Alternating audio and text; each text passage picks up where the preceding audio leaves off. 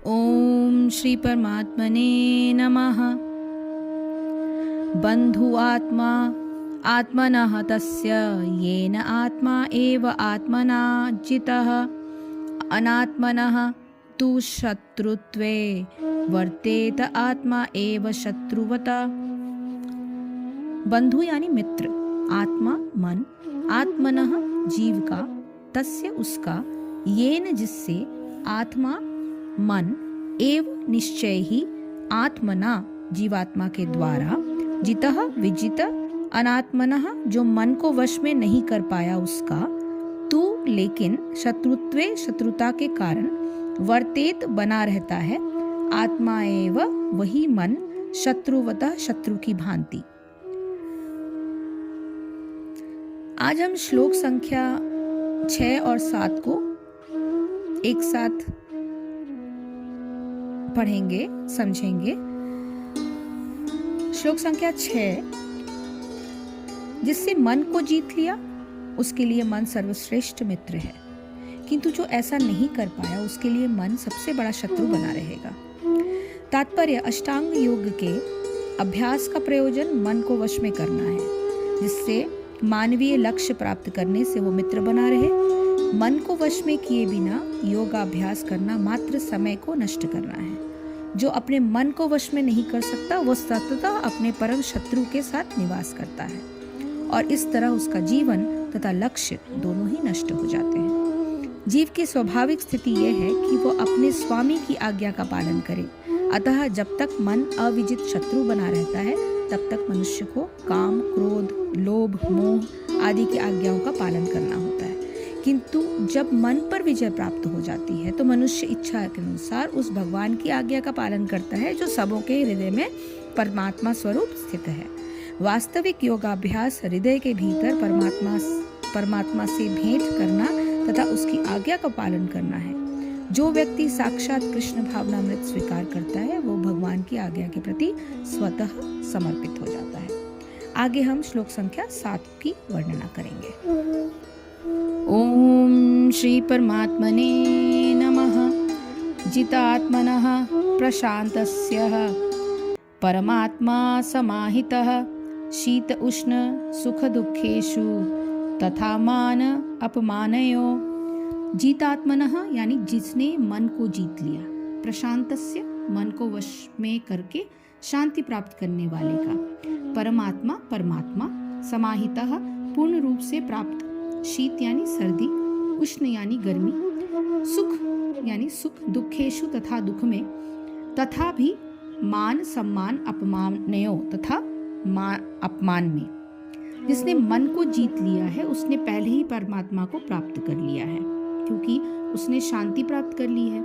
ऐसे पुरुष के लिए दुख सुख, सर्दी गर्मी एवं मान अपमान एक से हैं। वस्तुतः प्रत्येक जीव उस भगवान की आज्ञा का पालन करने के निमित्त आया है जो जन जन के हृदय में परमात्मा रूप में स्थित है।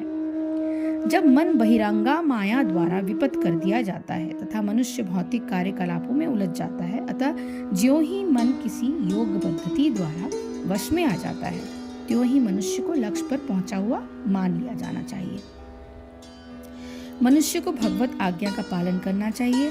जब मनुष्य का मन परा प्रकृति में स्थिर हो जाता है तो जीवात्मा के समक्ष भगवत आज्ञा पालन करने के अतिरिक्त कोई विकल्प नहीं रह जाता। मन को किसी न किसी उच्च आदेश को मानकर उसका पालन करना होगा। मन को वश में करने से स्वतः ही परमात्मा के आदेश का पालन होता है। चूंकि कृष्ण भावना भावित होते ही यह दिव्य स्थिति प्राप्त हो जाती है।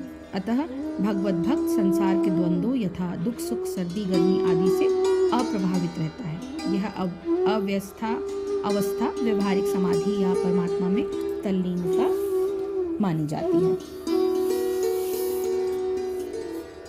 तो अध्याय 6 के श्लोक संख्या 7 को, जिसमें कहा गया है कि अपने आप पर जिस इंसान ने विजय प्राप्त कर ली है उस शीत उष्ण सुख दुख तथा मान और अपमान में पूर्णतया निर्विकार शांति चित्त मनुष्य को परमात्मा नित्य ही प्राप्त है, अर्थात उसकी नित्य स्थिति परमात्मा में ही है।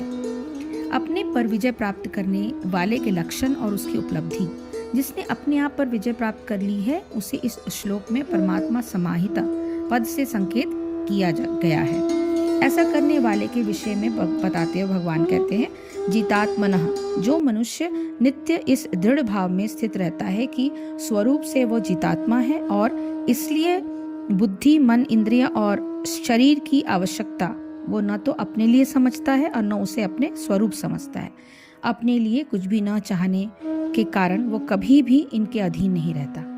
इनके द्वारा होने वाली क्रियाओं का संपादन वो स्वभावतः केवल अन्य लोगों के हितार्थ में करता है। ऐसे मनुष्य के जीवन की आवश्यकताएं प्रकृति के माध्यम से अपने आप प्राप्त होती रहती हैं। ऐसा जान लेने पर वो प्रकृति से मिली उन सभी वस्तुओं का उपयोग कर लेता है, किंतु कभी भी अपने वश में नहीं होता। यही उसका जितात्मना होना होता है। दूसरा, शीतोष्ण सुख दुखेषु, बाहर से प्राप्त होने वाले सर्दी गर्मी के अनुभव और मन में उठने वाले सुख दुख के भाव साधारण मनुष्य को प्रसन्नता अथवा खिन्नता देने वाले होते हैं। इन द्वंद्वों के प्राप्त होने पर उनका उपचार तो यथोचित रूप में किया जा सकता है, किंतु उनसे सुखी अथवा दुखी होने के लिए मनुष्य कदापि विवश नहीं है। वास्तव में उनके अनुभव से यह विचार भी किया जा सकता है कि अन्य व्यक्ति भी इसी प्रकार के द्वंद्वों से प्रभावित होते हैं।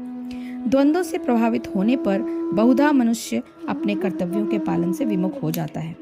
अपनी सामर्थ्य के अनुसार दूसरे मनुष्य को उचित सुविधाएं प्रदान कर हमें उसे पुनः कर्तव्य पालन में सहायता देकर उसका हित कर सकते हैं। इस प्रकार इन द्वंद्वों में समता का भाव रखते हुए हम स्वयं सुखी अथवा दुखी न होकर प्रतिक्षण प्रफुल्ल और उत्साहपूर्वक हो सकते हैं। यही शीतोष्ण सुख दुख में प्रशांत रहना है। तथा मानापमानयो, तीसरा, साधारणतया मान और अपमान में समान भाव रखना मनुष्य के लिए कठिन प्रतीत होता है, किंतु यदि बारीकी से विचार किया जाए तो ये समझ में आ जाता है कि मनुष्य का मान सम्मान तो तब होता है जब दूसरों को उसमें कुछ सद्गुण दिखाई पड़ता है। ऐसा होने पर मनुष्य को यही सोचना चाहिए कि दूसरों की दृष्टि कदाचित उसके दोषों की ओर नहीं गई। ये तो देखने वाले की उदारता ही है, उसकी उदारता को अपना सद्गुण मान लेना कदापि उचित नहीं है। अपमान होने की दशा में तुरंत अपने दोष की ओर दृष्टि रखते हुए उससे अपने आप को मुक्त करने का प्रयत्न होना चाहिए। इसी प्रकार दोनों ही दशाओं में गुण अथवा दोष देखने वाले के प्रति कृतज्ञता का भाव ही होना चाहिए, चाहे वो सम्मान करे अथवा अपमान। इस भावना को निरंतर दृढ़ करने से मन को समभाव में स्थित रखा जा सकता है। चौथा, प्रशांतस्य परमात्मा समाहित, इस प्रकार से पूर्णतया शांत हुआ व्यक्ति नित्य परमात्मा में ही समाहित रहता है, अर्थात वो परमात्मा से अपनी एकात्मा धारण करने में समर्थ हो जाता है। तो इस श्लोक का संबंध ये हुआ कि स्वयं अपना उद्धार कर लेने को मनुष्य का आवश्यक कर्तव्य बताते हुए पूर्व श्लोकों में भगवान ने उसे सदैव पूर्ण रूप से शांत रहते हुए परमात्मा से एकात्मकता धारण करने में समर्थ बताया।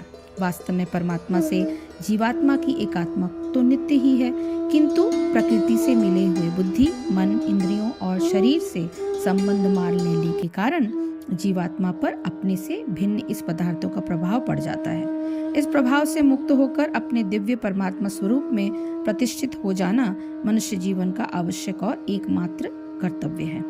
इस प्रकार की एकात्मा प्राप्त मनुष्य के अन्य लक्षण को बताते हुए भगवान आगे के श्लोकों का वर्णन करेंगे। हरिओम तत्सत, हरिओम तत्सत, हरिओम तत्सत। जय श्री कृष्ण, जय गुरुदेव।